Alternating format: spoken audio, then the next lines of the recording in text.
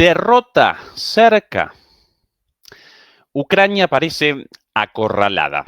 Los avances rusos cada vez más rápidos y profundos en el territorio. Los devastadores ataques aéreos de Rusia contra la infraestructura crítica. El escándalo de corrupción contra Zelensky destapado la semana pasada. Y ahora el reciente plan de paz propuesto por Estados Unidos. Todos esos factores generan una situación insostenible para Ucrania. Mucho más para su presidente de mandato caduco, Volodymyr Zelensky. Aparecemos cada vez más cerca de una derrota total de Ucrania. Muy buenas noches, muy buenas tardes y muy buenos días. Desde Berlín, Alemania, comenzamos la transmisión número 293 de Demoliendo Mitos Charlas. Muchas gracias por acompañarnos y recuerden, por favor, ayudarnos con el pulgar arriba contra la censura, como así también a través de las membresías, PayPal y con cualquier interacción con la plataforma. Nos acompaña desde Madrid, España, el querido Juan Antonio Aguilar. Juan Antonio, ¿qué tal todo por ahí? ¿Qué tal? Muy bien. Aquí ya imagino como en Berlín, frío. Sí, yo de hecho con una ronquera tremenda por el frío y la lluvia aquí. Juan Antonio, querido, ¿cuántas novedades, incluso del día de hoy, una situación insostenible? ¿Por dónde comenzamos el análisis de la situación geopolítica actual con relación a Ucrania? A ver, yo creo que ahora mismo están empezando a converger toda una serie de factores. Todos estaban ya, ¿eh? No hay, es decir, lo que pasa es que creo que se ha llegado al punto donde los actores, cada actor está actuando en función ya de sus exclusivos intereses y va quedando en evidencia lo que era una realidad. Una realidad que hemos venido diciendo desde hace 2 años, 3 años. Es decir, se había entrado en una guerra industrial de desgaste que Ucrania no iba a poder ganar. De hecho, ni la OTAN iba a poder ganar. ¿Qué ocurre? Pues que llega un momento en que la situación empieza a ser tan grave que antes de que acabe en una debacle, un actor principal, que son los Estados Unidos, ha dicho, bueno, pues hay que forzar la situación, porque si esto sigue así, lo que va a haber es una debacle. ¿Y forzar la situación qué significa?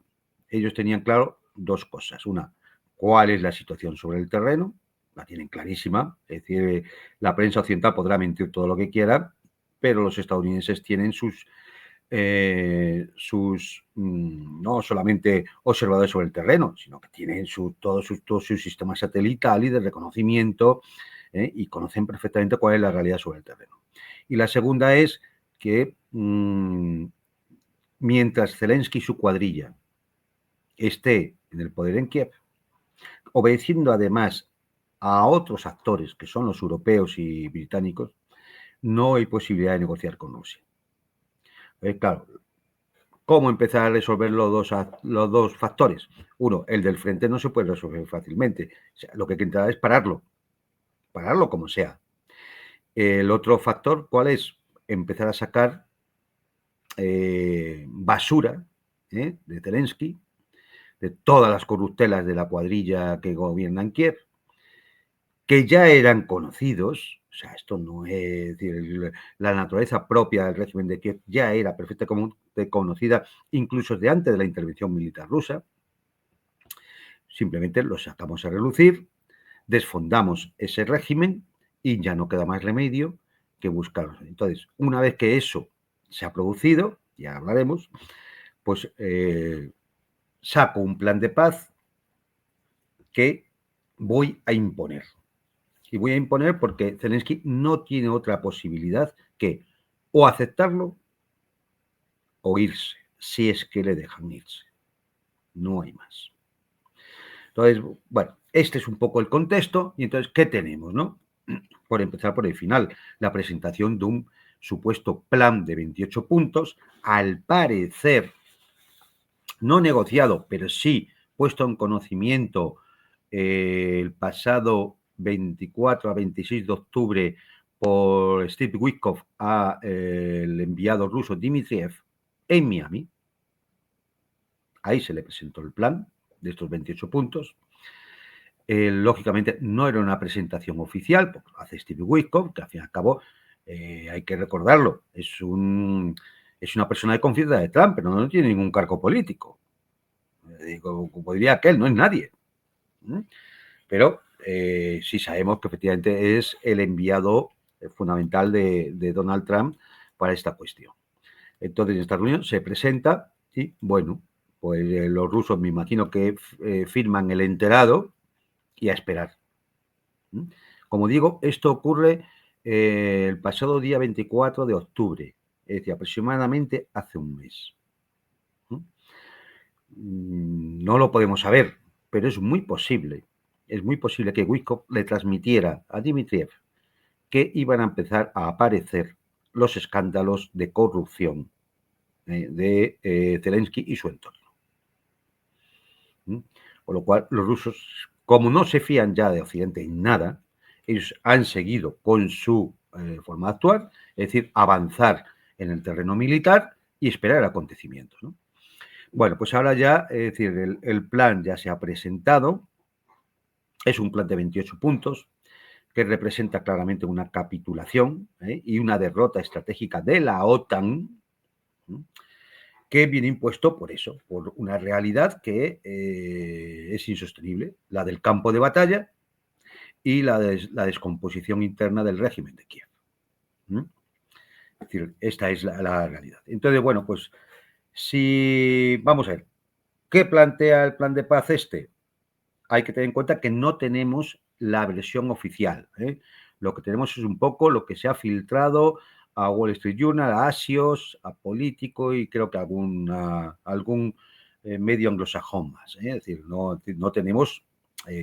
pero con lo filtrado, si es que es así, con lo filtrado, sí que podemos hablar de esa capitulación y de esa derrota estratégica de la OTAN. ¿Por qué? Porque hay primero, Kiev tiene que renunciar a todo el Donbass, reducir su ejército a la mitad, es decir, la famosa desmilitarización. Por supuesto, nada de ingreso en la OTAN, ni de tropas extranjeras en su territorio, y nada de armas ofensivas, por ejemplo, las famosas armas de largo alcance que llaman, que son misiles de crucero normales, ¿no? Pero bueno, las llaman de largo alcance, no sé por qué. Largo alcance, lo recuerdo para todos nuestros espectadores, aquello que va a más de 5.500 kilómetros.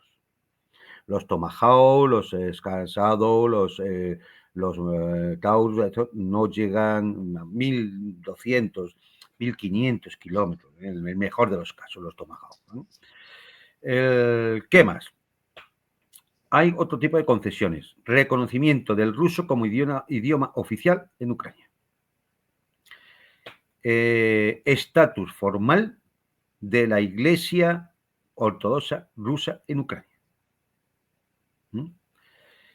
Y finalmente, levantamiento de todas las sanciones, devolución de los fondos congelados y una nueva arquitectura de seguridad europea que incluya a Rusia. Que este tema era el principal desde el punto de vista geoestratégico por el cual se llegó al punto, no ya de 2014, sino vamos, el punto en el cual, del discurso de Putin de 2007 en la conferencia de seguridad de Múnich. Este es el tema fundamental. Con lo cual, ya digo, sin conocer, porque nadie conoce todavía cuál es el documento real presentado, esto es lo que se ha filtrado. Claro, esto, además, no lo plantean como a Kiev no se lo plantean como una negociación, sino como un hecho consumado. Es decir, es como si es algo hablado ya entre la parte rusa y la parte norteamericana, y por lo tanto, lo que se le plantea a Kiev es: esto es lo que hay. Bien, esto solo se puede interpretar de una forma, como una derrota total. Alguien puede decir, hombre, pero todavía quedarían objetivos rusos a futuro, ¿no? Es decir que de los que se pensaron, que, por ejemplo, Kharkov el resto de Zaporozhia y Gerson, Mykolaiv y Odessa. Lo que pasa es que aquí, claro, empieza a haber un cambio en la perspectiva estratégica rusa, que pasa de ser los objetivos planteados hasta ahora a buscar la reunificación de Ucrania en la Federación Rusa.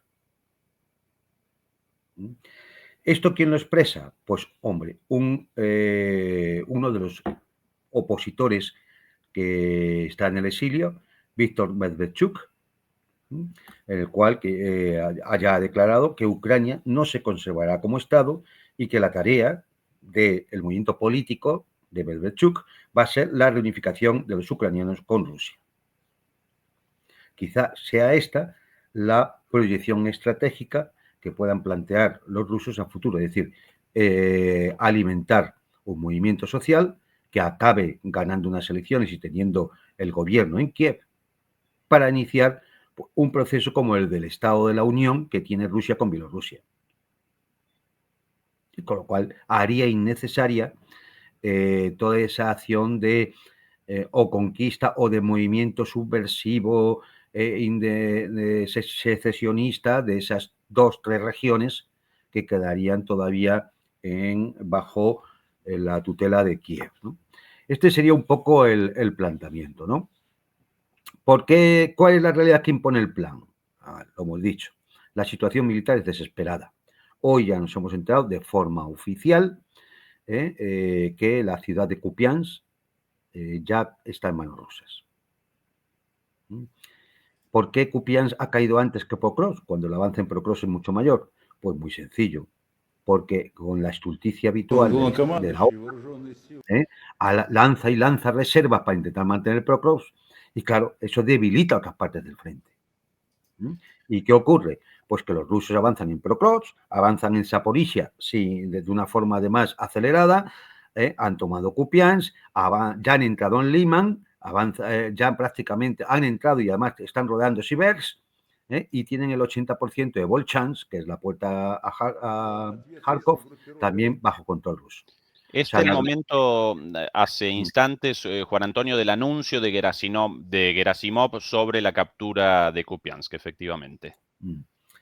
Entonces, claro, es decir, el avance ruso en múltiples frentes, si a esto se le une las bajas masivas, estamos en una media de entre 1.200 y 1.500 bajas diarias, las deserciones, ya lo hemos dicho alguna vez, se han multiplicado, o sea, no, son 4 veces superiores a las del pasado año. Ha habido un intercambio de cadáveres de soldados, de nuevo, 1.000 ucranianos por 38 rusos. Esta es la proporción. 1.000 por 38.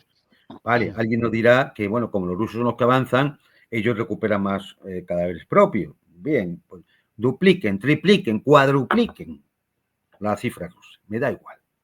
Sigue siendo una barbaridad la diferencia. Una barbaridad. Una proporción prácticamente de 18,5 a 1. Pásenlo a 15 a 1, a 12 a 1. Da igual. Eso no cambia la realidad, ¿no?, de la situación. Y a esto únase también la sistemática destrucción de las infraestructuras críticas industriales, líneas de transportes y redes eléctricas por toda Ucrania. Los puertos, los aeropuertos, las bases aéreas, las industrias. Y bueno, pues esta es la situación en los frentes. Y la otra columna que se ha agrietado y se ha empezado a caer es la situación interna. Un escándalo de corrupción mayúsculo que ha afectado ya a varios ministros y al propio jefe de la oficina presidencial de Zelensky. Empezó la cosa, la broma, por $100 millones en el tema del caso Mindich, por el asunto de la energía. Ya han aparecido contratos de defensa, ya ha aparecido el asunto de las criptomonedas, es decir, en fin, ahora podemos comentar alguna cosa más. pero que ya lo que sí está claro es que esto afecta directamente al propio Zelensky. De hecho, vamos a ver. Todo esto lo sacan a relucir la Oficina Nacional Anticorrupción de Ucrania, NABU. Esta es una organización, vamos, una institución anticorrupción controlada por la Embajada Norteamericana en Kiev. Es decir, depende directamente de la Casa Blanca. Y esta institución, que se conocían sus investigaciones y además ya se filtraron hace unos meses que Zelensky intentó cerrarla, se montaron grandes protestas en toda Ucrania, incluido en Kiev, y al final Zelensky tuvo que resignarse a que esta gente iba a seguir haciendo su trabajo. Las protestas, no nos engañemos, los que manejan la Oficina Anticorrupción son los que alentaron las protestas. Es decir, todo tiene el mismo foco. Los Estados Unidos, la administración Trump. La acusación de Nabu a Mindich y a todo el entorno de Zelensky es por crear una organización criminal, enriquecerse ilegalmente en múltiples sectores económicos, la energía, la defensa, como hemos dicho, y otros, aprovechando el estado de guerra, lavar dinero, principalmente a través de criptomonedas. Se calcula que unos 5.000 millones de dólares. 5.000 millones de dólares. Y, claro, todo esto con un tráfico de influencia, con altos funcionarios que permiten que estas cosas se puedan realizar, ¿no? El documento de ANABU, que parece que se ha filtrado, yo no lo tengo todavía, pero se ha filtrado en algún canal ucraniano, menciona explícitamente que Mindich, lógicamente, actuaba aprovechando sus relaciones amistosas con Zelensky. Pero es que parece ser que de las 1.000 horas grabadas por Nabu, solo se han hecho públicas unas 100 horas. Y de momento, Nabu ha informado que no va a hacer público, de momento, nada más.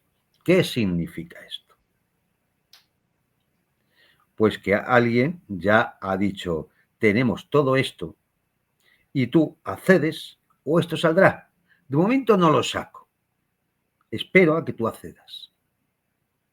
Y en esas, al parecer, ahí ya hay conversaciones de horas incluso en las que está Zelensky. Con lo cual, esto es el principio del fin. No sabemos cuánto durará, pero esto es el principio del fin. De los personajes que están implicados en esto, hombre, Umerov es ministro de Defensa, que es el que facilitó los fondos del ministerio a empresas del citado Mindich, y que se largó a Turquía para un tema de intercambio de prisioneros, que ahí no se ha negociado con nadie, allí no estaban los rusos, y que después ha viajado a Estados Unidos. No sabemos si volverá a Ucrania o ya decide quedarse en Estados Unidos. German Galushchenko, exministro de Energía, es el que ha permitido el control de toda esta camarilla sobre el sector energético. Ha sido destituido, no ha quedado más remedio, claro, por la Rada. Vitaly Brovko, este es el jefe de seguridad de Naftogaz, porque el tema del gas también está implicado en todo este entramado. Lavado de cientos de millones a través de criptomonedas. Está detenido.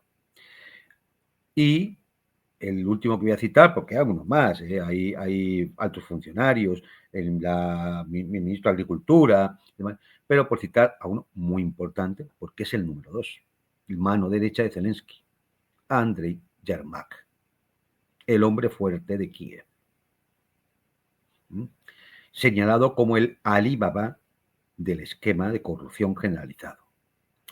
Al parecer, le han dado un ultimátum para que dimita, le han dado hasta el 25 de noviembre, con lo cual saldremos de dudas en los próximos días de si esto va a ser así, ¿no? Y bueno, ¿qué nos indica todo esto? Que Kiev era un régimen corrupto, eso ya lo sabíamos.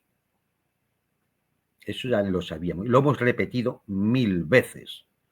Aunque nos llamaran agentes del Kremlin y demás gilipolleces, toda la pandilla de babosas de la prensa occidental, que andan lamiéndole las botas y el culo a todos los dirigentes políticos europeos. Lo hemos dicho 100 veces. Entre otras cosas porque también lo decían ellos antes de la intervención militar rusa. O sea, que no nos inventamos nada. Si es que Transparencia Internacional ya ponía a Ucrania como el régimen más corrupto de toda Europa. O sea, que es que nadie debería llamarse a extrañeza por todo esto. Lo que sí queda claro con esto es que el régimen de Kiev es un régimen títere, absolutamente dependiente del exterior, no ya en las finanzas, el armamento, la economía, la diplomacia, no solo eso, sino en cualquier decisión dependía de lo que dijeran sus amos del exterior. Por eso algunos nos hemos desgañitado durante 3 años diciendo que esto no era una guerra de Rusia con Ucrania, sino una guerra de Rusia con quien mandaba en Ucrania, que era la OTAN.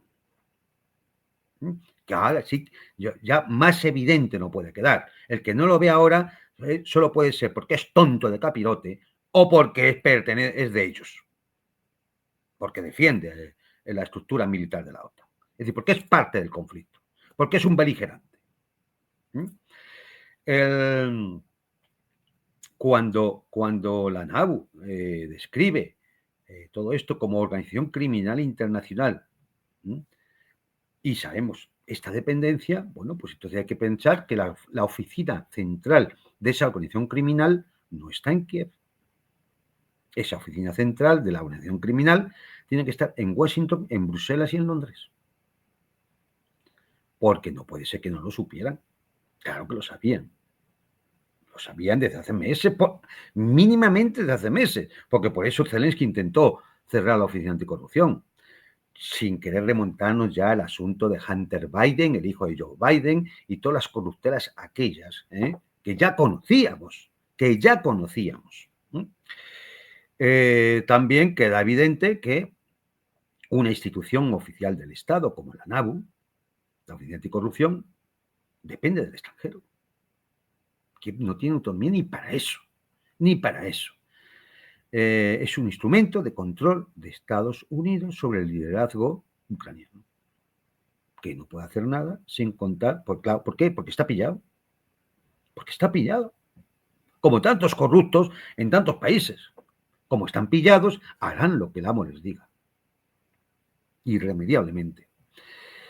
Consecuencia, pues ya ha llegado el momento en el cual, ante una debacle que puede acabar en un espectáculo como el de Kabul, ante una situación que además sigue teniendo un coste político interno y externo para la administración Trump, y un coste económico, no lo olvidemos, aunque este ya lo ha intentado ir cerrando diciendo que paguen los europeos.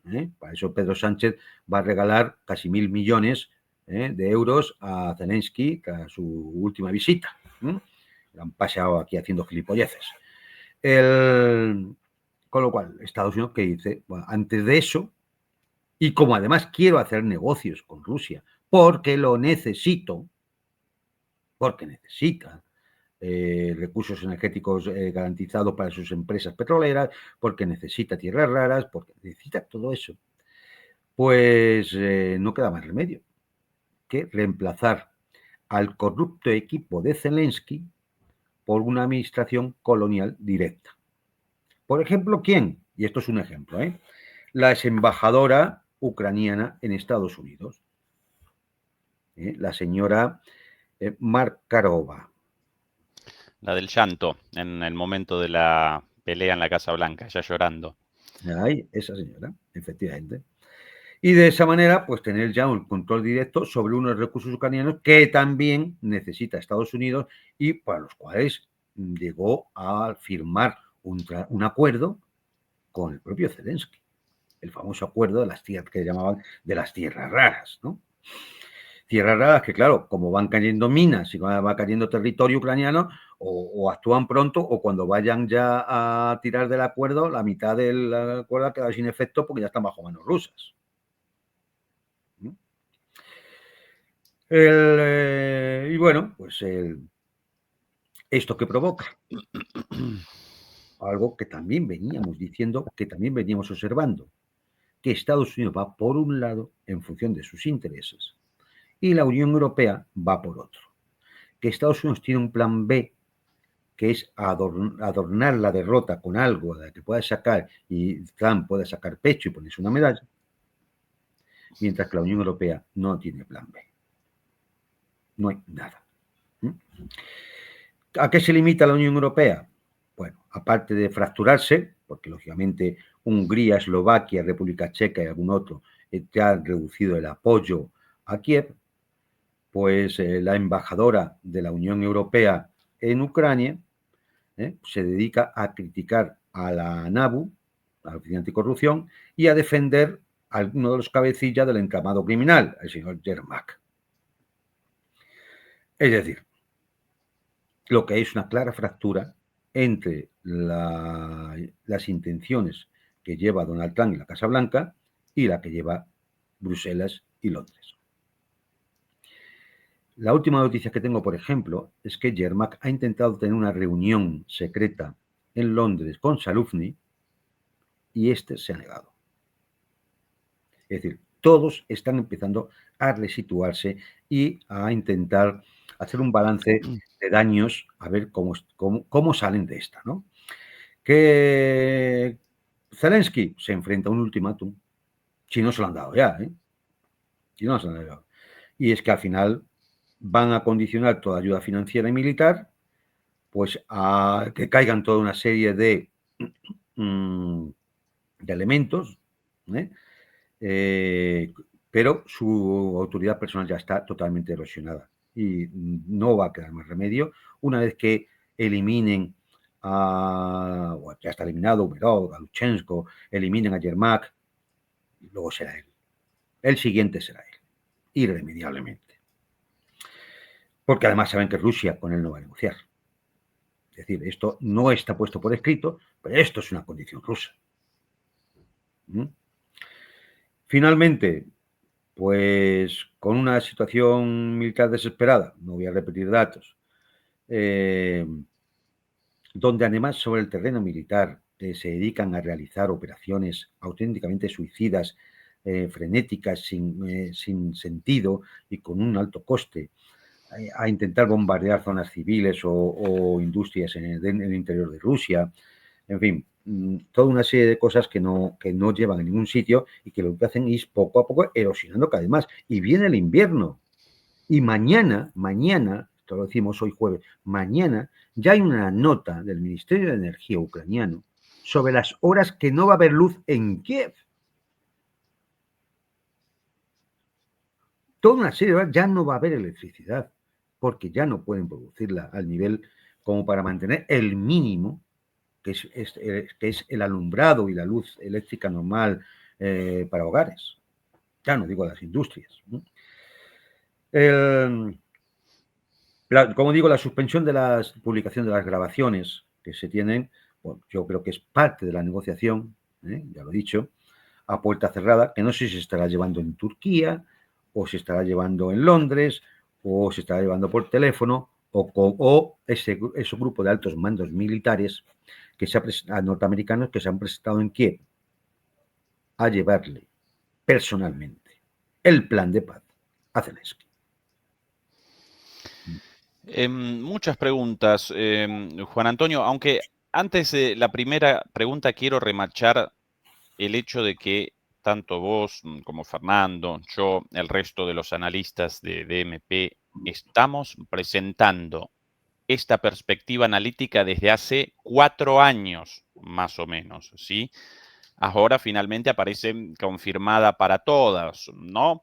Pero desde hace 4 años machacamos con que en Ucrania no presenciamos la guerra de agresión de Putin Claro. contra Ucrania por el imperialismo de Putin, sino que decía Sánchez. efectivamente, sino que aparecemos en presencia de una confrontación como resultado de la expansión imperialista de la OTAN hacia Rusia hasta que Rusia estableció un límite y que por ende Zelensky respondía directamente como una marioneta a Estados Unidos, algo confirmado hoy de punta a punta, ¿no? Lo quería remachar como una reivindicación para todos nosotros, querido Juan Antonio, no solo porque nos acompaña la verdad, sino por todas las consecuencias sufridas por todos nosotros hasta acá, y no No, y no, solamente de insultos y y demás, ¿no? te digo más, y lo que va a salir. Es decir, a medida que esto que vaya pudriéndose más y vaya desvaneciéndose y vaya apareciendo todo lo que hay dentro de la caja de porquería, va a aparecer más cosas. Por ejemplo, ya hay menciones a un megafraude energético orquestado por la propia Unión Europea, porque como digo, el centro, es decir, de la organización criminal no está en Kiev, porque Kiev no hubiera podido hacer nada si no tuviera, si no fuera parte de una estructura mayor.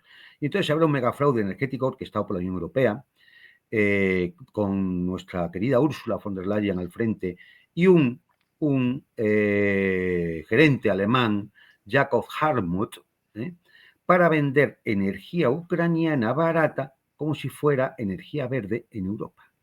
O sea, que ya es el colmo. O sea, es vender energía producida con la central nuclear ucraniana o con gas ucraniano, si no era gas ruso, y venderla en Europa como energía verde. O sea, la caradura de los personajes, es decir, y ya te digo, yo todo esto, al final todo va a acabar saliendo, ¿no? Todo va a acabar saliendo. Y bueno, pues... Sí, a esa pátina verde la llaman greenwashing, ¿no? El lavado verde, pero esto lavado ya verde. el greenwashing de la guerra, Juan Antonio, ya el grado de caradurez de esta gente, de cinismo, de hecho. Preguntas, Juan Antonio. Evidentemente, como uno de los factores determinantes, acá aparece la situación insostenible de Ucrania ante los ataques aéreos rusos iniciados hace más o menos 2 meses, a partir de la decisión de Putin de acometer finalmente la infraestructura crítica ucraniana.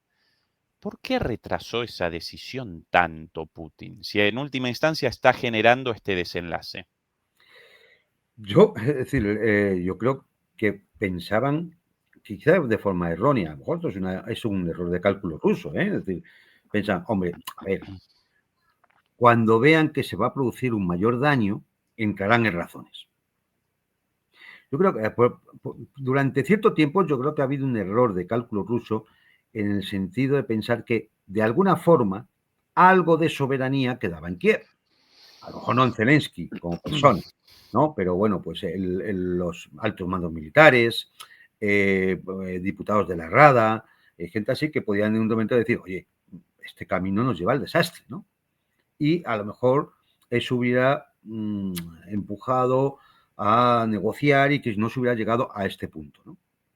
Pero evidentemente cuando lo que ha hecho Kiev, que no lo ha hecho Kiev, que lo ha hecho Bruselas, OTAN, es, no, te voy a dar misiles para ataques a 300 kilómetros en el interior de Rusia o a 450 o a 600, incluso la amenaza de los Tomahawk para atacar a 1200, cuando estás proporcionando tecnología y drones y demás que pueden atacar a 1000 kilómetros en el interior, pues evidentemente se ve que no tienes ninguna intención de parar. Cuando te ofrecen un alto el fuego para no atacar las infraestructuras eléctricas, energéticas, de un mes, un alto el fuego de un mes, venga, a ver si eso funciona. Rusia lo respeta y Zelensky lo que se dedica es a lanzar ataques sobre refinerías y a veces simplemente sobre población civil.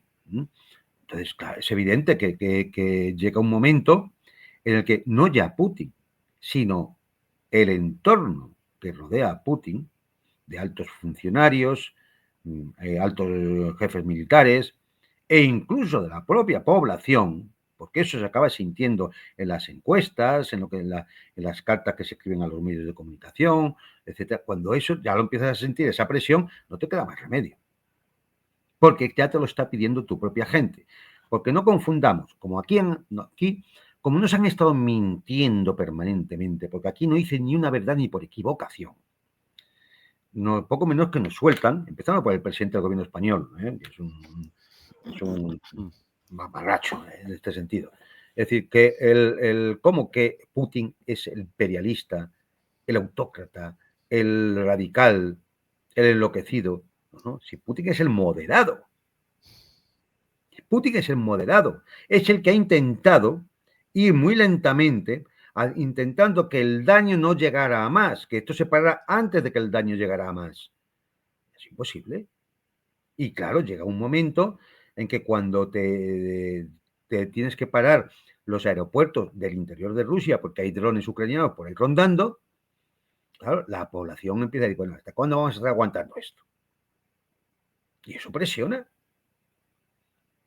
Y llega un momento que, bueno, pues ya no queda más remedio, sobre todo cuando ya empiezas a notar que el frente ucraniano empieza a debilitarse.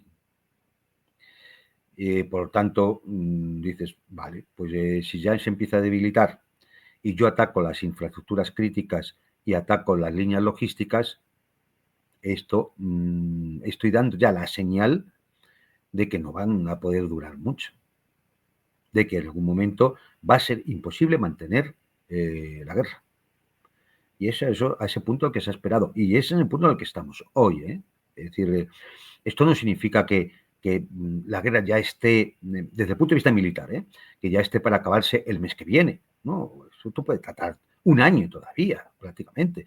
Pero ahora mismo hay 6 ciudades a punto de caer en manos rusas. 6. Todo a punto de crearse una bolsa gigantesca entre las ciudades de Constantinopla y Kramatorsk y Slaviansk, encerrando ahí prácticamente ya a lo que queda operativo realmente del ejército ucraniano. No hay líneas de defensa después de esa zona. Ya está el Dnieper. Es decir, es que la situación desde el punto de vista militar ya es muy fea, muy fea. Y bueno, pues ahí está. Es decir, ¿qué va a hacer? ¿Qué puede hacer la OTAN? Reconozcámoslo, no puede hacer nada, porque ni tiene las tropas, ni tiene el armamento suficiente, ni tiene la decisión, ni la unidad ni la decisión política para hacerlo. Porque si aquí había algún tigre de papel, ese estaba en Bruselas. Era un gatito de papel. Puede que también alguna cuestión ligada a lo técnico, a lo productivo, haya determinado en parte el retraso de la ofensiva, el hecho de que quizás recién desde hace algún tiempo Rusia pueda generar masivamente drones para acometer ataques de 500 drones por ola de ataques, y antes Sí, no claro. pudiera eso o No, no. evidentemente, es decir, a ver, como muchas veces hemos repetido, la guerra es administración de recursos. Tú a la hora de diseñar la campaña militar, tú tienes que tener en cuenta los recursos que tienes y la tasa de reposición de esos recursos y efectivamente sobre eso tienes que planificar. Y a lo mejor llegas al convencimiento de que en los próximos 6 meses no vamos a poder disponer de los recursos suficientes para lanzar una ofensiva en tal punto o en tal otro. Claro, eso es verdad, eso claro que ocurre, pero le ocurre a cualquier ejército. Es decir, esto es lo propio de un cálculo de Estado Mayor. Pues claro que efectivamente algo de eso puede ocurrir. La capacidad que tiene ahora mismo Rusia de lanzar ataques en profundidad es mucho mayor de la que tenía hace 2 años. Claro que sí, evidentemente. ¿Por qué? Porque ha puesto a funcionar toda su maquinaria militar de producción, de ir construyendo líneas logísticas, de perfeccionando sistemas de arma que se habían probado en maniobras de entrenamiento. Pero al final las armas tienen que probar en combate real. Y ahí las cosas a veces son muy distintas, como se ha podido comprobar con todas esas armas milagrosas occidentales que han enviado. Sí, Es decir, sí. eran tremendamente, frente al atraso tecnológico ruso, Oh, las armas occidentales eran todas tremendas. Un fracaso uno tras otro. El ridículo uno tras otro. Sí, sí, sí. Entonces, claro, Y, el otro día, hace 48 horas, lanzan un ataque con misiles ATACMS sobre Voronezh. Creo que fueran 6 misiles, los 6 derribados. No impactó ninguno. Eso significa que la línea de defensa antiaérea en capas que ya ha montado Rusia en todo su territorio occidental es tremenda, cosa que evidentemente hace 2 años no tenía montada. Se ha ido adaptando a el tipo de guerra en el que se estaba entrando. Claro, es decir, todo es bueno. No, es que los rusos aprenden muy rápido. No, es que montar todo, estamos hablando de varios miles de kilómetros de líneas, de frentes. Es decir, tú tienes que montar toda una línea de defensa antiaérea en capas sobre tan inmenso territorio. Esto no lo haces en un mes ni en 4 meses. Y necesitas mucho material que seguramente no tiene, que hay que fabricarlo y luego desplegarlo y formar las tripulaciones. Es decir, no es inmediato. O sea, quien piense que estas cosas son, lo decimos siempre, ¿no? Que esto no es la guerra de Hollywood. Es decir, casi el 99% de las películas de Hollywood que han de carácter bélico son mentira. Una puñetera mentira. sí, y de hecho, Juan Antonio, aquí la prueba de que Rusia comienza la operación militar especial sin la intención de una gran guerra, La empiezas con porque 120.000 recién, hombres. exactamente, Claro. recién después de 2 años puede finalmente motorizar su industria militar, sus fuerzas armadas, movilizar a su población, con lo cual evidentemente no querían inicialmente una guerra abierta contra la OTAN como finalmente comenzó. Claro, a estas alturas para todo el mundo es evidente que aquel ataque con 120.000 hombres que se realiza al comienzo de la operación militar era un ataque de shock para provocar un cambio en Kiev. Y de hecho, casi estuvo a punto de salir bien, porque en Estambul se llegó a un acuerdo. Estuvo a punto de salir bien. ¿Y por qué no se firmó aquel acuerdo? Por lo que hemos dicho 1000 veces y cada queda en evidencia. Porque Kiev no decide nada. Nada. Y ahí lo único que hay es un entramado de corrupción, un entramado criminal, que tiene sus ramificaciones y su cuartel general fuera de Kiev. Y ahora, ¿qué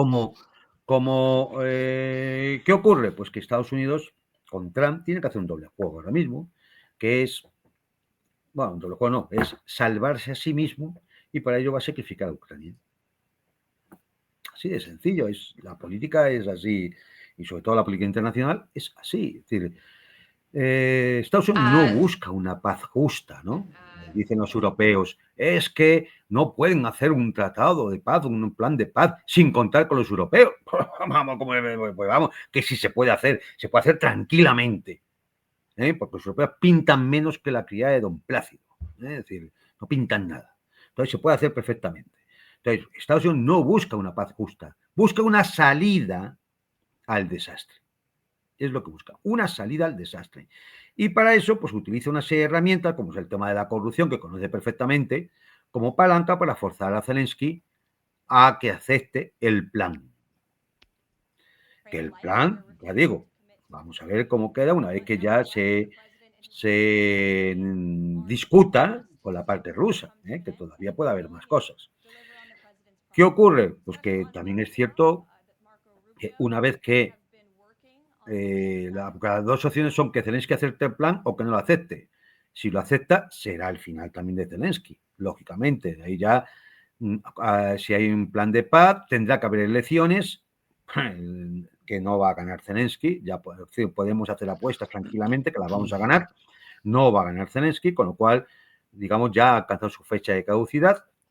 Y si Zelensky dice que no, pues van a seguir saliendo más escándalos, más escándalos, más escándalos. Se va a agitar a la ciudadanía ucraniana para que ya harta de la guerra, harta de la corrupción, decida que hay que acabar con el régimen, que es lo que efectivamente quiere la administración norteamericana, y bueno, pues lo que decía antes, al final pondrán, no sé si de forma interina hasta elecciones o qué, pues una nueva administración totalmente dirigida desde Estados Unidos. Y ya está. Y es que esto va a ser en medio del desconcierto de una Europa que ni tiene plan B ni tiene nada, ¿no? Pues no tiene nada. Es decir, se opone al plan.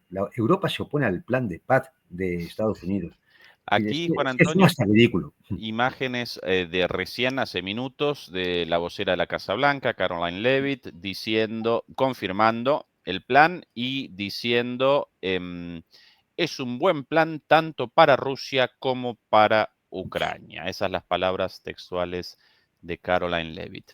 Por el otro lado, Juan Antonio, Rusia podría convalidar una propuesta de este tipo, la cual efectivamente acompaña prácticamente todas las demandas de Rusia, con la excepción de la anexión de Zaporizhia y Gerson por completos. El plan establece el congelamiento en la línea de combate actual en esa región. ¿Cuáles los puntos a favor y cuáles los puntos en contra desde la perspectiva rusa frente a este plan? En principio, frente a los objetivos iniciales planteados por Rusia desde el comienzo, desde antes del comienzo de la operación militar, es decir, si se acepta el plan, evidentemente el ejército ucraniano va a quedar reducido, pues bueno, pues a un simple fuerza armada de defensiva, sin carácter de armas de carácter ofensivo. Eso es lo que llamaba Rusia desmilitarización. El régimen va a cambiar. Tiene que cambiar porque tienen que admitirse partidos políticos, ahora prohibidos, tienen que reconocerse a dirigentes sociales ahora mismo exiliados o en la cárcel, y políticos, tiene que reconocerse el idioma ruso, tiene que reconocer como oficial, tiene que reconocerse a la Iglesia Ortodoxa rusa como una iglesia perfectamente reconocida, y con capacidad de actuar. Todo esto es lo que se llamaba desnazificación por parte de los rusos. No entrada en la OTAN, es decir, neutralidad, era un punto crítico. También está en el plan. No hay tropas extranjeras, no lo iba a aceptar Rusia, también está en el plan. Y el tema de bueno, pues la nueva arquitectura europea, que esto lógicamente tardará más en cerrarse porque afecta no solo a Ucrania, sino a otros muchos países de la OTAN. Y aquí imagino que incluso entrarán a discutirse hasta los tratados internacionales de armas estratégicas, como el New START, o el de armas de alcance intermedio, incluso de fuerzas convencionales. Pero las mismas garantías que hay que darle a Ucrania, hay que dárselas a Rusia. Y por lo tanto, ¿qué quedaría que dijéramos? ¿Y van a ceder los rusos ese trozo de Gerson y ese trozo de Zaporozhia que ahora mismo forman parte de la Federación Rusa constitucionalmente? Bueno, eso supongo que entrará en discusión. A lo mejor se buscará un referéndum de nuevo en esas dos regiones, pero yo creo sinceramente que los rusos ya están viendo a un tiempo, no a corto plazo, sino a un mayor plazo. A un mayor plazo de que una vez, digamos, normalizada la situación dentro de lo que queda de Ucrania, habrá fuerzas políticas que van a ser apoyadas desde fuera y en un momento determinado puede haber gobiernos que pueden tomar el camino, como dice Medvedchuk, el camino de buscar una situación, dado que no van a entrar en la OTAN, etcétera, una situación pues similar, un estatus similar al que pudiera tener en un momento determinado Bielorrusia, el que tiene actualmente Bielorrusia. Es un país soberano, pero tiene una especie de alianza o entrelazamiento estratégico de Estado de la Unión, lo llaman ellos, con Rusia. Y esto sería, vamos, ya la victoria absoluta, Sería la victoria absoluta. ¿Qué pasa? Que hay otros actores que pueden estar pensando también en llevarse su cacho, por ejemplo, los polacos, de recuperar ciertos oblasts del oeste de Ucrania, poblados con población polaca, y que históricamente pertenecieron a Polonia, que igual, bueno, pues piensan que debería volver a Polonia. O lo que pase con las zonas con minorías húngaras o rumanas, también bastante discriminadas por el actual Kiev, que, bueno, sabemos cómo acaba eso. Es decir, que ten en cuenta que esto inicia un proceso ahora que no es corto, es un proceso largo, pero sí, a ver, como hemos hablado de la situación militar y la situación de política, bueno, también habría que hablar de la situación económica, ¿no? Es decir, el agujero presupuestario ahora mismo de Ucrania es de 60.000 millones de dólares al año. El agujero, es decir, no se puede, no se puede mantener eso, ¿no? Si a esto le sumamos, pues que no tienen, que necesitan miles de millones simplemente ya para pagar a los funcionarios. O sea, es que prácticamente ya no se genera nada. ¿Cómo va a quedar Ucrania? ¿Quién va a pagar la reconstrucción? Si hasta BlackRock se ha ido, porque ya no ve la posibilidad del gran negocio. Entonces, ¿qué va a pasar después? Pues no lo sé, pero estoy completamente seguro que los rusos tienen un plan.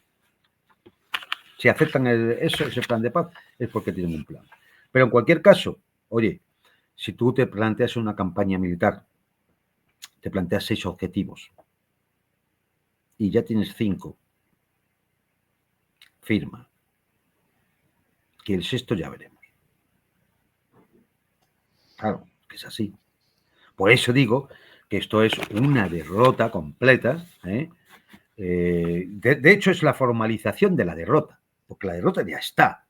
El plan surge porque la derrota ya está. Es que lo que yo creo que no acaban de entender muchos de estos analistas que andan por nuestros medios de comunicación, ¿no? Es decir, cuando se llega a esta situación y el actor geoestratégico más importante del conflicto, que es Estados Unidos, porque es quien ha mantenido eso, es que sin Estados Unidos no se hubiera mantenido.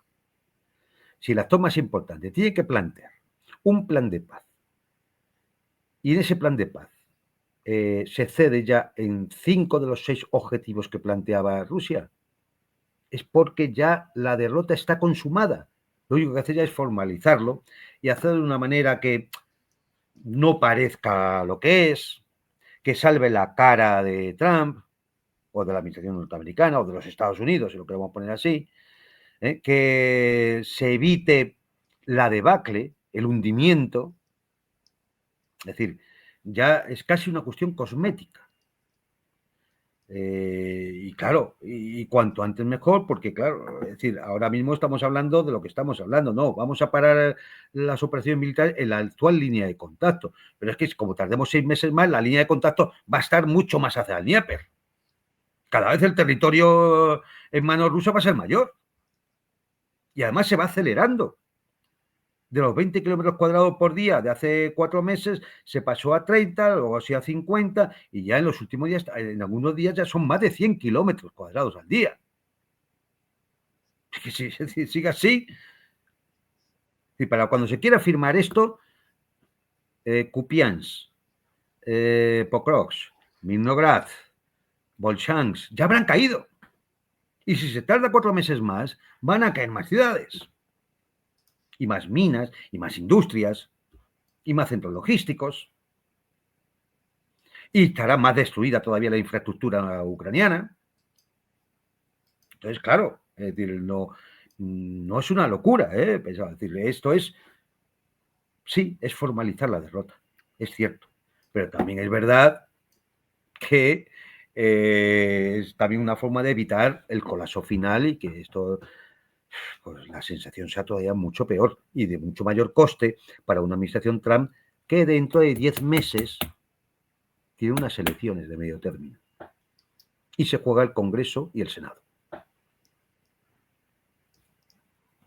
Sí. Entonces, no es tan locura, ¿eh?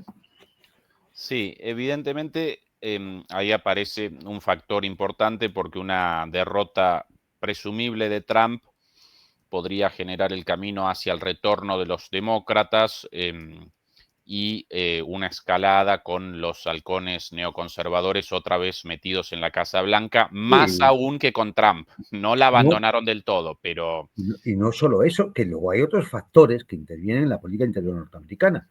Tenemos todo el asunto Einstein, por ejemplo.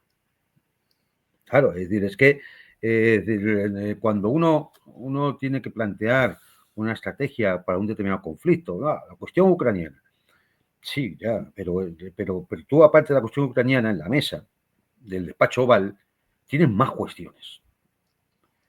Los chinos, el tema interno, Einstein, la economía. Claro, tú tienes más cuestiones.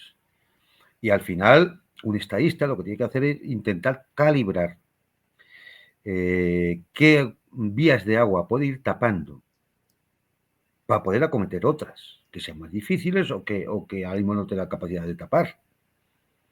Y, evidentemente, el tema ucraniano, si ya los que saben sobre el papel tienen claro que la guerra está perdida, sí, acábala ahora cuanto antes, cuanto antes la acabes mejor, menos pérdida va a ser. sí, ahora, por otro lado, Juan Antonio, Putin evidentemente deberá realizar una decisión estratégica, ¿no? Frente a esto. Ahora, por otro lado, considerando la posibilidad del retorno de una administración más belicista aún que la de Trump con respecto a Ucrania, recordando además las mentiras de la OTAN Sí, desde el principio hasta el fin. Recordando además que hasta el momento Europa rechaza abiertamente esto y quiere más guerra con el anuncio de una guerra directa con Europa de aquí a pocos años. Según la figura política van estableciendo el año un poquito más adelante o un poquito más atrás, pero todos ya lo presentan como una cuestión dada. Recordando además también la locura del nacionalismo ucraniano y su utilidad para los poderes occidentales. También podría aparecer el contraargumento de rechazar esto porque simplemente Occidente querría un acuerdo de paz para retrasar un enfrentamiento directo, regenerar sus fuerzas y en ese sentido Putin cometería un error si no genera un golpe de knockout ahora y convalida una victoria por puntos. ¿Sí? no, efectivamente, pero entonces se hace un análisis por escenarios. Sí. La administración Trump ahora mismo juega a hechos consumados y le impone a Zelensky y su camarilla, le impone, tienes que aceptar este plan. Como digo, Zelensky, bueno, no Zelensky, que no pinta nada. Los otros actores occidentales, léase Bruselas, Londres, tienen dos opciones. Aceptarlo. Si se acepta, es un problemón, pero es un problemón para Europa, no para Estados Unidos. Estados Unidos se sale del tema y se sale bien. El problema es para Europa. ¿Por qué? Porque entonces, si se acaba la cuestión ucraniana, ¿cómo van a justificar el rearme, los cientos de miles y cientos de miles y más cientos de miles de millones de euros en armamento, en proyectos de infraestructura militar? ¿Cómo se va a justificar todo eso? Y si eso no se puede justificar, entonces, ¿cómo queda la economía europea? ¿Y si hay que levantar las sanciones a Rusia? ¿Y si hay que devolver los fondos congelados? ¿Cómo queda? Para Europa es un desastre. Un desastre. Con lo cual, cabe otro escenario. El otro escenario es que Europa diga no, o sea, Bruselas, Londres dicen no, Zelensky, sabiendo que ya no tiene más salidas, se atrinchera y diga, pues si me siguen apoyando esto, digo no. Pero entonces a Estados Unidos solo queda una opción. Efectivamente, destruir a Zelensky y en el peor de las situaciones decir, ahí os quedáis. Y sin ayuda norteamericana, ni el régimen de Kiev, ni la OTAN son capaces de soportar esto mucho más tiempo. Sí, podrán justificar ante las poblaciones europeas, podrán justificar el gasto en armamento, podrán mantener ese discurso, esa narrativa que tienen a día de hoy, pero eso no va a impedir la derrota. Es más, ahí Putin tiene todo el campo abierto para continuar el avance. Sabiendo además que cuenta con que Estados Unidos con Trump no va a mover ficha. ¿Qué pasará a futuro si cambia la administración dentro de 3 años? Para dentro de 3 años, todos los objetivos militares deben estar cumplidos. Por eso yo creo que la guerra le queda, si no pasara nada, no hubiera plan de paz, nada, le queda un año y pico, donde se alcanzarán los últimos objetivos militares, posiblemente llegando a Odessa, y hasta ahí, sin que la OTAN pueda hacer nada y sin que Estados Unidos vaya a implicarse cuando efectivamente ha intentado, y Trump tiene que vender que lo ha intentado. O sea, Trump tiene, lógicamente, que salvarse a sí mismo, salvar a su administración y diciendo, a ver, hay un corrupto ladrón infame en Kiev sostenido por una pandilla de corruptos ladrones e infames de Bruselas y de Londres. No tiene otra. Estos son los únicos escenarios posibles. Hombre, alguno no es infalible. Algún experto igual me dice, oye, hay otra posibilidad. Y es verdad, puede haber alguna otra posibilidad. Pero por probabilidades, estos serían los dos escenarios posibles. Si Zelensky se encastilla, será destruido. Y en el caso de que pusieran a otro, a Saluzny, y siguiera con la misma tónica de seguir a Bruselas y a Londres, entonces Estados Unidos se va a retirar del asunto, lo ha intentado, y Putin tendrá el camino abierto para continuar la campaña militar. Si Zelensky acepta, Putin consigue la mayoría de sus objetivos, el tema se cierra al menos de momento, ya veremos a futuro qué pasa en ese nuevo escenario político de Ucrania, pero el desastre es para Europa, porque la derrota es completa. Ya no tiene ni Nord Stream, ni tiene el gas ruso barato, ya no tiene los fondos, los congelados, no va a tener nada. Sí.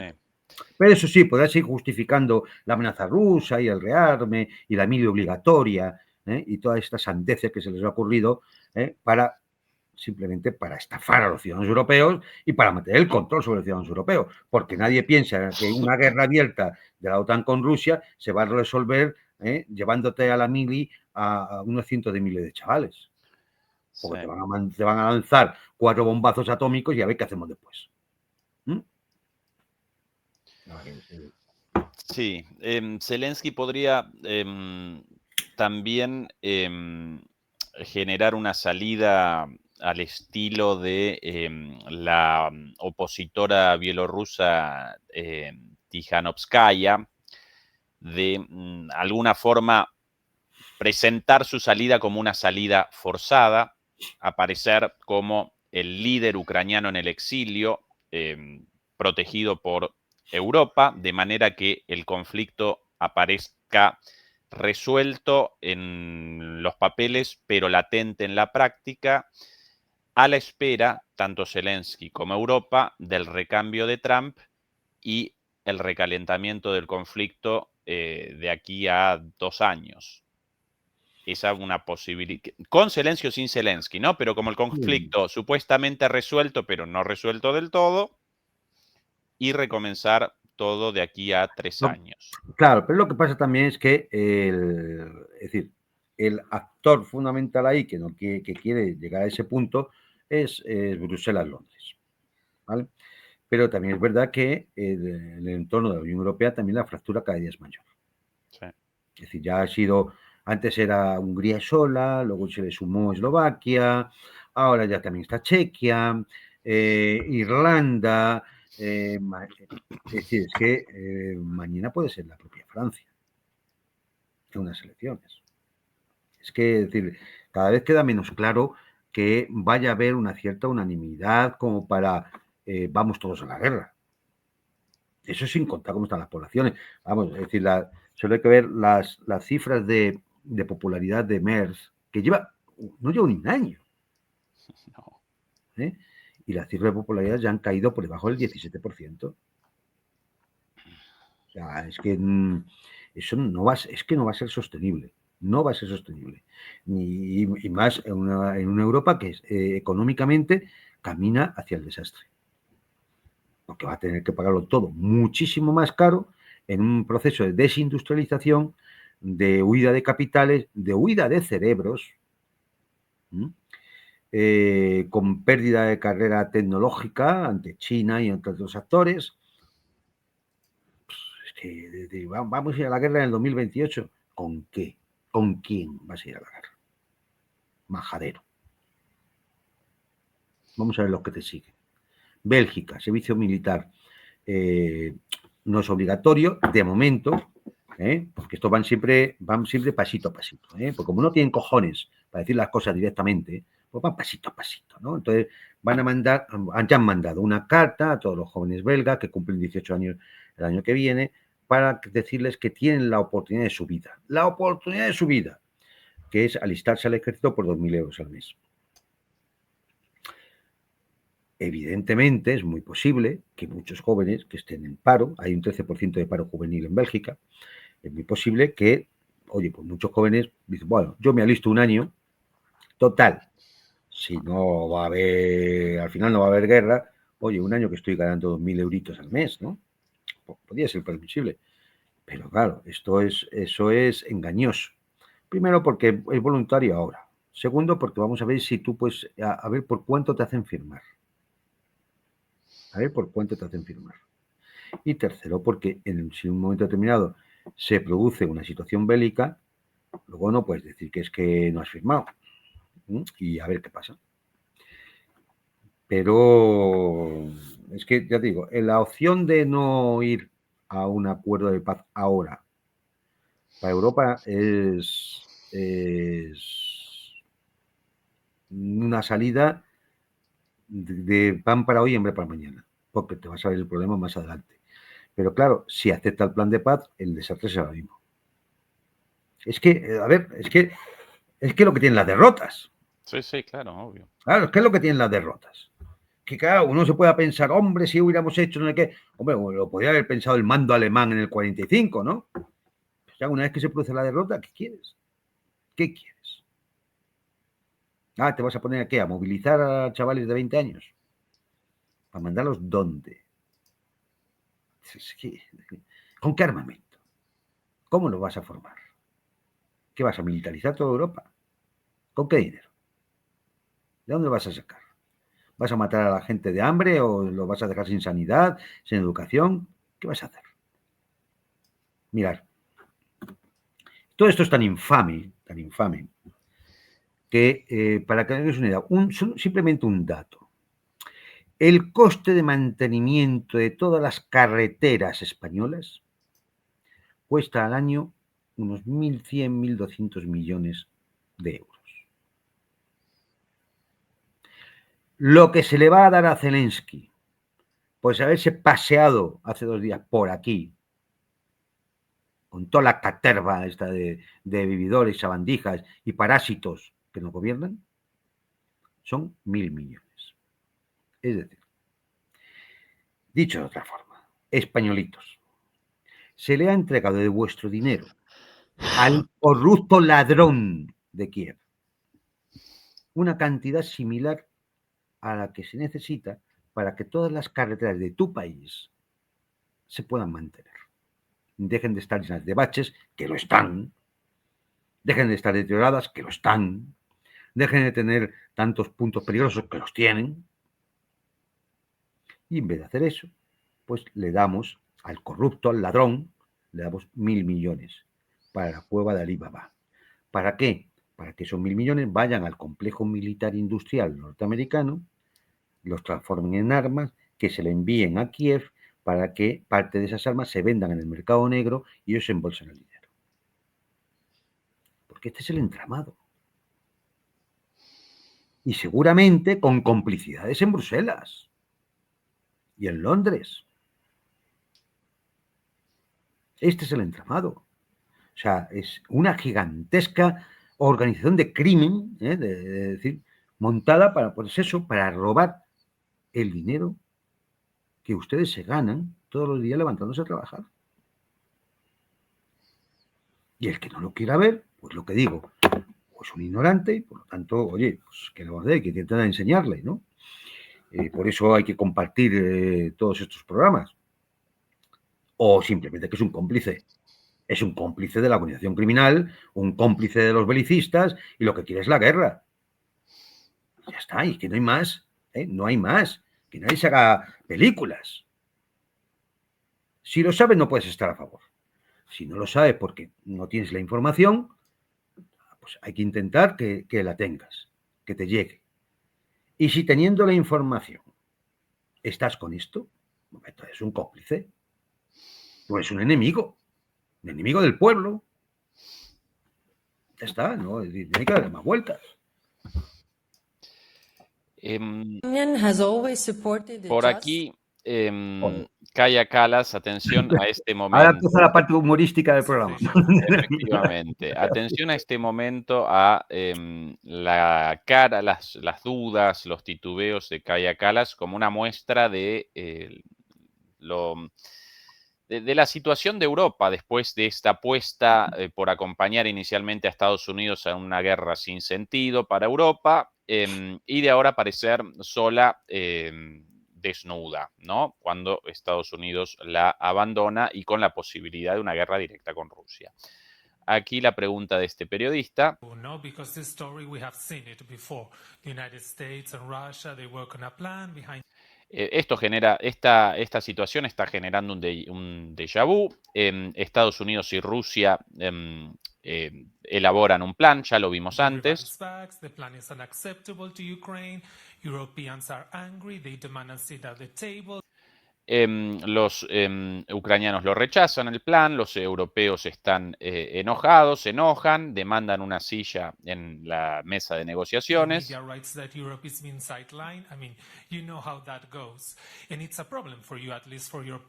Los medios entonces dicen que Europa se queda afuera de todo y eso es un problema para ustedes.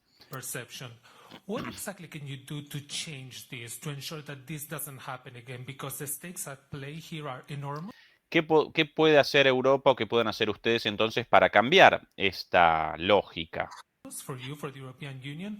So what do you think you need? You need a new strategy, new approach, new channel of communication. What do you need to do to ensure this doesn't happen and you really have a seat at the table? ¿Qué pueden hacer entonces para realmente tener una silla en la mesa de negociaciones? ¿Necesitan un nuevo plan, una nueva estrategia, un nuevo enfoque? ¿Qué pueden hacer? Y acá la respuesta de Kallas, atención. Well, ministers in the room were quite, solid and I would say. Bueno, titubeando. Saben, si los ministros en el cuarto estaban, diría, calm about this because we have seen this before and los ministros estaban calmos porque hemos visto esto en el pasado. Because, different peace plans cannot work if the Europeans and Ukrainians do not agree to this. So that's why we focus today's discussion. Y los planes de paz no pueden proliferar si los ucranianos y los europeos no están de acuerdo con ellos. Ja, ja, qué risa que me da. Bueno. Es que yo, para los que nos ven, esto es muy sencillo. Vamos a ver. Tenemos un conflicto bélico. ¿Quiénes son los países beligerantes? Cualquiera, sobre todo si lee la prensa occidental, dirá, bueno, Rusia y Ucrania. ¿Vale? Bien. Rusia está claro, es un país beligerante. Ucrania, Ucrania, ya lo hemos dicho a lo largo de este programa y lo hemos repetido 1000 veces desde hace 3 años y medio. Ucrania no es soberana. Ucrania no hubiera podido aguantar 3 años y medio si no hubiera tenido a un actor por detrás que financiaba, armaba, organizaba, dirigía incluso las operaciones militares, daba de la inteligencia, etcétera, etcétera, la diplomacia, etcétera, etcétera, etcétera. Por lo tanto, hay un actor más, que no es Ucrania, que Ucrania es aquí absolutamente dependiente, es una fuerza proxy. ¿Quién es ese actor? Estados Unidos.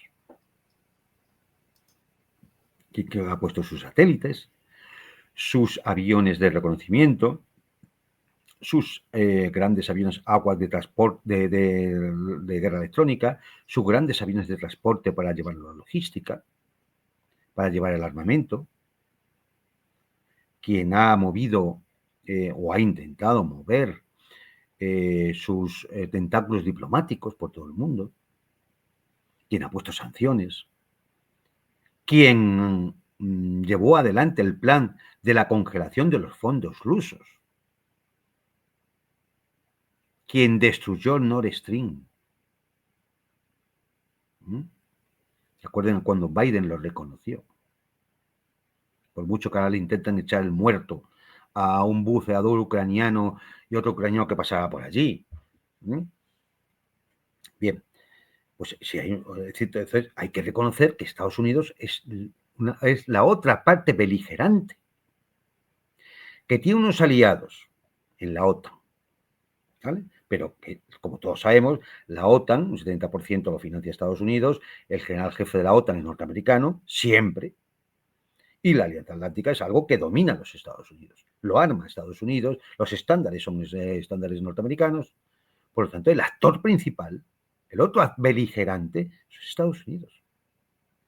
Es decir, en una negociación de paz tienen que estar los actores, las partes beligerantes, que son Rusia, eso es evidente para todo el mundo, y los Estados Unidos. ¿Quién es Europa para exigir una silla ahí? ¿Pero quién es? ¿Quién es Sánchez y Meloni? ¿Quiénes son? Son nadie. Cipayos, sumisos, unos papanatas que piensan que son algo, unos tiralevitas que se dedican a hablar y a repetir como cacatúas lo que les dicen que tienen que decir. Ya no voy a decir del rey de España, ¿no? Porque yo no quiero entrar ya en aspectos ya, no quiero hacer más sarcasmos ya hoy, que entonces ya nos estamos viendo aquí toda la noche. Es decir, el rey de España es lo del tonto, ¿no? El tonto coge la linda se acaba, pero el tonto sigue. Y aquí sigue la dinastía. Entonces, ¿quién es Europa para exigir una silla en qué? ¿Es parte beligerante del conflicto?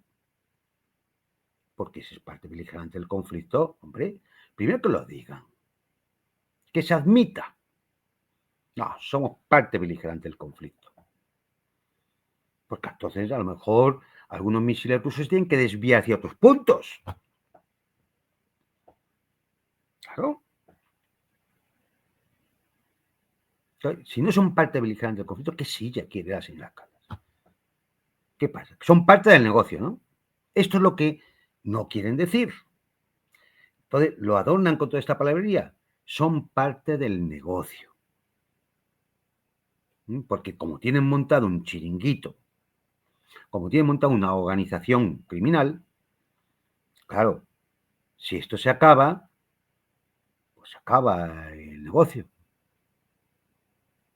Porque si no, ¿acaso es la Europa de los valores, de la libertad, la democracia? ¿No tendría que ser la primera interesada en que hubiera un acuerdo de paz y se acabara la guerra? ¿No sería eso lo principal? ¿No tendrían que estar precisamente todos contentos de que, hombre, a ver si al final esto se acaba? Porque la guerra es en suelo europeo, es que hay que recordarlo. La guerra no está ahí al lado de Atlanta, ni de Virginia, ni de Dakota. Es en suelo europeo. Luego, los primeros interesados en que haya paz deberían ser los europeos. Porque si las bombas gordas empiezan a caer, van a caer en suelo europeo.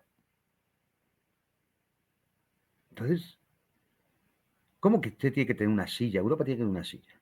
No, y Ucrania, sí, pero no vemos que Ucrania no tiene soberanía. Sí, se tendrá que sentar porque alguien tendrá que firmar, que yo imagino que no va a ser Zelensky, pero alguien tendrá que firmar para que el tratado, el acuerdo de paz, tenga validez conforme al derecho internacional y debería pasar por el Consejo de Seguridad de Naciones Unidas y ser validado en el Consejo de Seguridad para que tenga validez conforme al derecho internacional. Claro que sí. Entonces, bueno, pues tendrá que estar Ucrania, pero el actor, el otro actor beligerante, que tiene que estar en la mesa y que de hecho está, porque es el que presenta el plan, ¿eh? Es quien presenta el plan. Fíjate si está en la mesa. Entonces, el otro actor es Estados Unidos. ¿Qué es muy triste el papel de Europa? Muy triste. Muy triste. Ha llegado un punto ya que cuando ves la clase política europea dices, el que se merece. El que se merece. O sea, que se destruye la infraestructura europea, en concreto, principalmente alemana, como son los Nord Stream, y se haya sido incapaces hasta el día de hoy de exigir las responsabilidades a quien corresponda, ni siquiera hacer público para que lo conozca la ciudadanía europea de las conclusiones de la investigación, nos indica qué clase política tenemos, a la que, repito una vez más, por desgracia, los ciudadanos europeos votan. A ver si ya nos vamos despertando.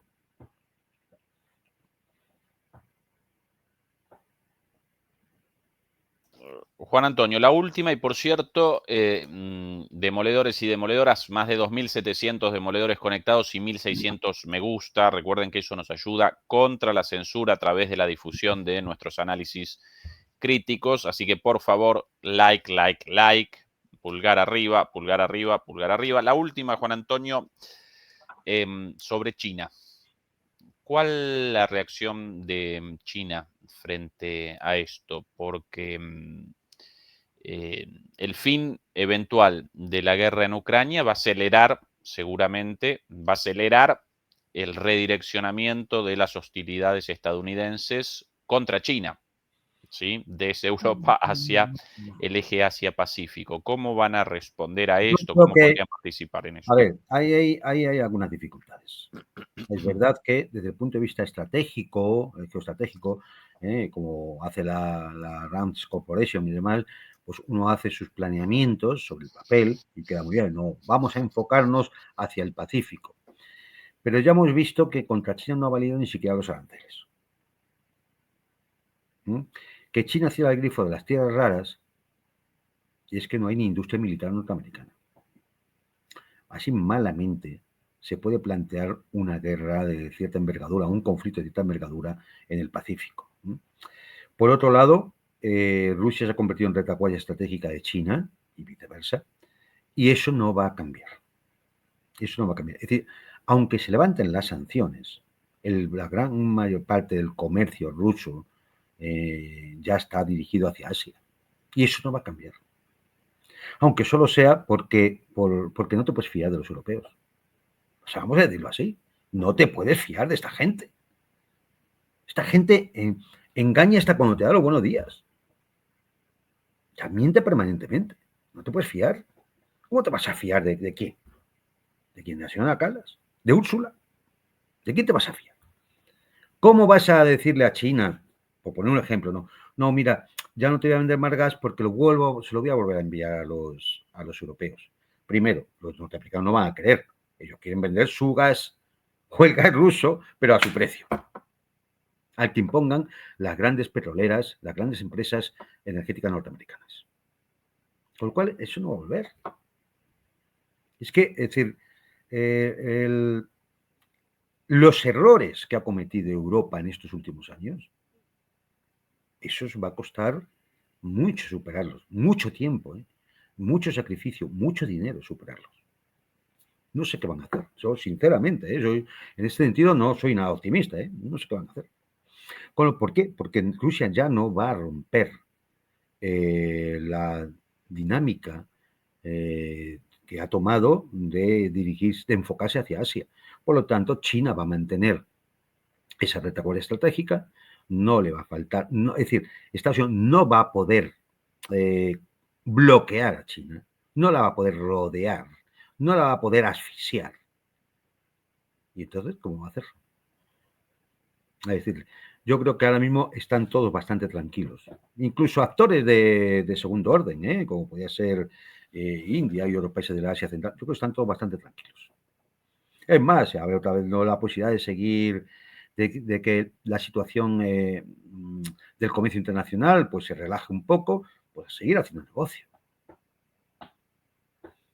¿No? Es decir, si aquí, como digo, la derrota estratégica es de la OTAN y por lo tanto de los países de la OTAN. Y salvando a Estados Unidos y Canadá, que está allí, que es un apéndice norteamericano, ¿quiénes son los países de la OTAN? Los europeos. Ya está. Disfruten lo votado. Ya está. Son todos muy buenos, muy listos, muy altos, muy guapos, muy ricos. Pues eso es lo que tenemos. Yo creo que ahí ya no va a cambiar. A ver, ya no va a cambiar al menos en un tiempo considerable. Es decir, tendrían que volver a cambiar las coordenadas geopolíticas a nivel global para que volvieran a darse situaciones, pues yo qué sé, de ruptura entre China y Rusia. Tendría que haber cambios geopolíticos muy profundos, que no se ve fácil que eso pueda ocurrir a medio plazo. Bueno, es decir, a corto desde luego que no. A medio plazo no lo sé, no me imagino. A largo, oye, la historia está abierta, nunca se sabe lo que puede pasar, ¿no? Pues no lo veo venir. Y es más, la tendencia, si uno hace la proyección, la tendencia es pues que toda una serie de entramados internacionales como los BRICS, la Comunidad de Cooperación de Shanghái, la Unión Euroasiática, todos vayan convergiendo y se vaya creando un bloque mucho más independiente y soberano del mundo occidental de lo que ha sido hasta ahora. Y eso va a ser inevitable. Y ese proceso está en marcha. Y ese proceso se ha ido acelerando poquito a poco, pero se ha ido acelerando. Y nada nos dice que el año que viene o al otro o dentro de 5 años ese proceso vaya a estancarse o incluso a revertirse. No hay nada que lo indique. Con lo cual yo creo que ahí, es decir, es más, y esto también venía en los informes de la RAND y demás, de la RAND Corporation, la intención era desgastar a Rusia para luego poder ir a por China. Y no han podido con Rusia, pues complicado está. Sí, es efectivamente. Juan Antonio, vamos a redondear la transmisión por acá. Presentamos la situación actual, los escenarios a futuro, la posibilidad incluso de el comienzo de un colapso en la Unión Europea también, como vos remachabas en tu análisis sobre la Unión Europea. El sábado, Juan Antonio, con la segunda parte de su análisis sobre la inteligencia artificial. La parte y hoy, buena. la parte buena, hoy podés redondear la transmisión con lo que quieras, como siempre, el final abierto, si algo en el tintero o lo que quieras. Bueno, yo creo que, fíjate, hay a veces que las cosas son sarcásticas, ¿no? Es decir, han llamado a la operación de la NABU de la corrupción en Ucrania la operación Midas, el rey Midas, ¿no? Y bueno, pues es que todo el mundo lo vea. O sea, esto no es como en la película Casablanca, ¿no? Qué vergüenza, aquí se juega, ¿no? Es decir, todo el mundo sabía que allí se jugaba en el bar de Rix. No, no era un secreto para nadie, ¿no? Pero, qué escándalo, aquí se juega, ¿no? Bueno, pues este evento no es más que un catalizador. Es decir, todo esto ya era, digamos, conocido o supuesto, todo el mundo lo sabía. Es un catalizador que debilita irremisiblemente a Zelensky y a su régimen, pero irremisiblemente. Vamos a ver cómo acaba, pero es el principio del fin. Evidencia la falta de soberanía real de Ucrania que ha habido desde el principio. Por eso nunca debíamos de hablar de la guerra de Rusia con Ucrania, de la guerra en Ucrania, no contra Ucrania. Esto va a profundizar la grieta dentro del bloque occidental, decir, las costuras se siguen ensanchando y la fractura se va abriendo cada vez más. Y sin duda juega en favor de los intereses de Moscú, acercando, bueno, el fin del conflicto en los términos que pueden ser favorables para el Kremlin. Y esto lo que indica, bueno, que han jugado sus cartas de una forma, hay que decirlo, inteligente. Y es así. Y es muy sencillo. El año que viene, o el otro, si ya se ha firmado la paz y demás, veremos cómo está la situación dentro de Rusia, cuántas sus cifras económicas, macroeconómicas, culturales, es decir, lo que es la vida, la dinámica vital que tiene el país. Vamos a ver cómo está Europa. Así que, para reflexionar, ¿eh? Sí. Demoledores y demoledoras, en 20 minutos comienza el programa de Adrián Celaya. No lo desaprovechen por DMP Geopolítica, nuestro canal hermano, debajo el enlace, también con retransmisión en nuestro canal. Y nosotros mañana viernes, como siempre, con nuestra programación habitual. Querido Juan Antonio, un abrazo y hasta la próxima. Chau, chau. Hasta pronto.